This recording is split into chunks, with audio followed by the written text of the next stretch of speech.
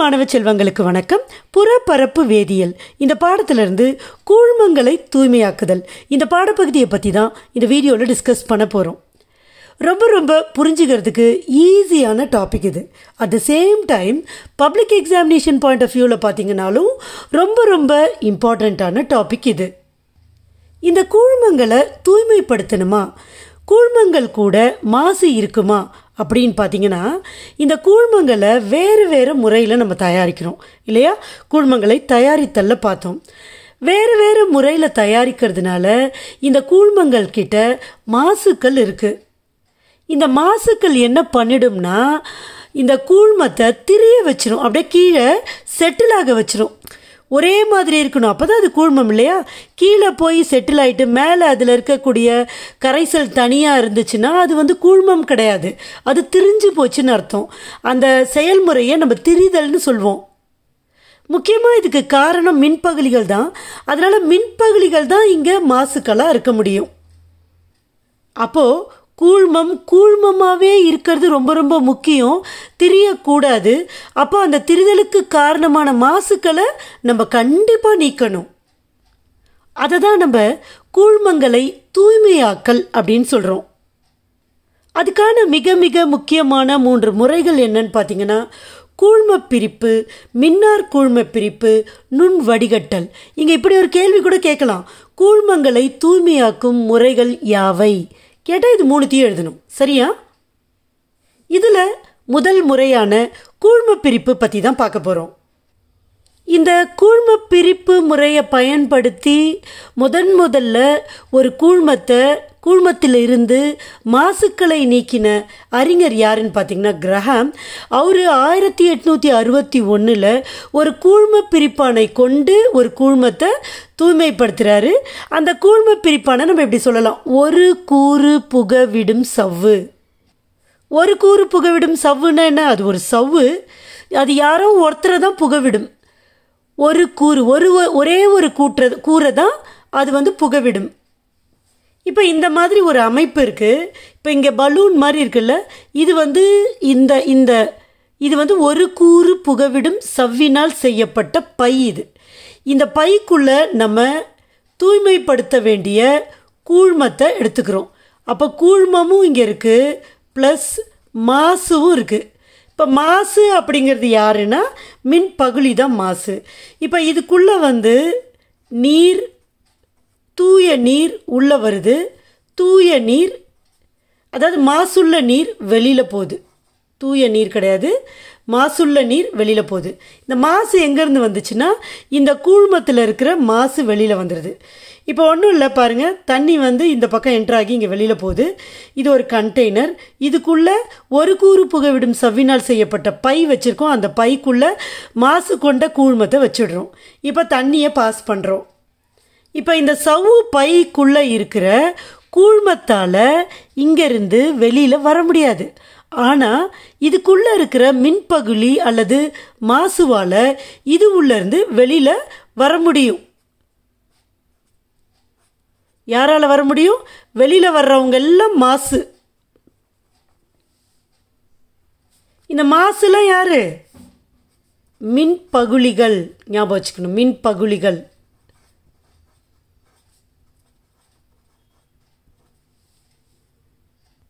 மின்பகுளிகள் அப்படின்னு சொல்கிறப்ப மின்பகுளிகள் யார்? அதில் இருக்க ஏதாவது உப்பாக இருக்கலாம், அல்லது காரமாக இருக்கலாம், அல்லது அமிலமாக இருக்கலாம். ஸோ இவங்களாம் மின்பகுளிகள், சார்ஜ் உள்ளவங்க, அயனிகள். இவங்களாம் வெளியில் வந்துடுவாங்க. இவங்கள மட்டும்தான் இந்த சவ்வு வெளியில் விடும்.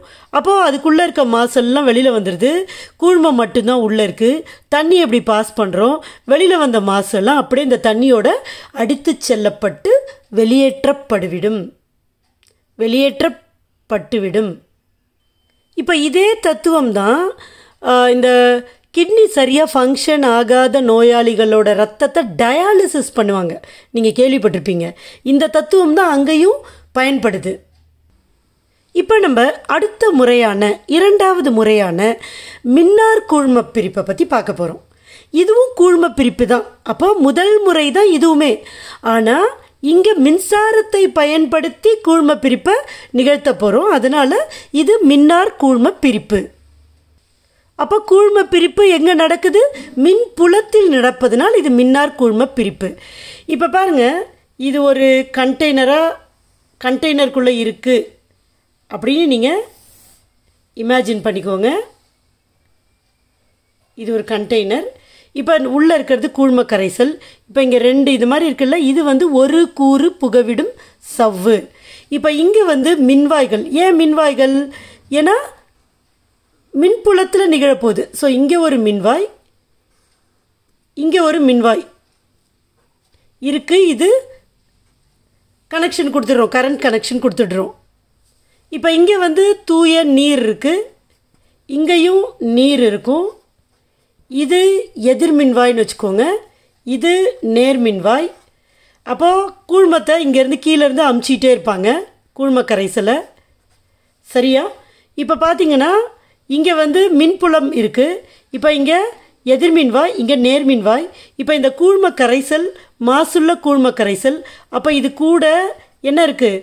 மின் பகுளிகள் இருக்குது. இப்போ அதை தான் நம்ம புஸ்தகத்தில் பார்த்தீங்கன்னா ஒரு எக்ஸாம்பிள் படம் கொடுத்துருப்பாங்க.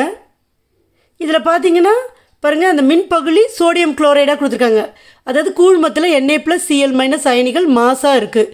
இப்போ இது நடுவில் இருக்குது. இப்போ இது ரெண்டும் என்னது பாருங்கள், நேர் அயனி கடத்தும் சவ்வு, இது எதிர் அயனி கடத்தும் சவ்வு. ஸோ இந்த சவ்வு வழியாக நேர்மின் அயனி மட்டும்தான் போக முடியும், இந்த சவ்வு வழியாக எதிர்மின் அயனி மட்டும்தான் போக முடியும். ஸோ நடுவில் கூழ்மம் இருக்குது, நேர்மின் அயனி இருக்குது, எதிர்மின் அயனி இருக்குது. சரியா? இப்போது இது எதிர்மின்வாய், இது நேர்மின்வாய். எதிர்மின்வாய் என்ன பண்ணும்? நேர் அயனிகளை மட்டும் கவரும்.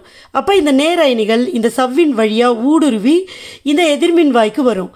அதே மாதிரி கூழ்மத்தில் இருக்கிற எதிர்மின் அயனிகள் Cl- அயனிகள் நேர்மின்வாயை நோக்கி இந்த எதிரயனி கடத்தும் சவ்வின் வழியாக ஊடுருவி இந்த பக்கம் வந்துடும்.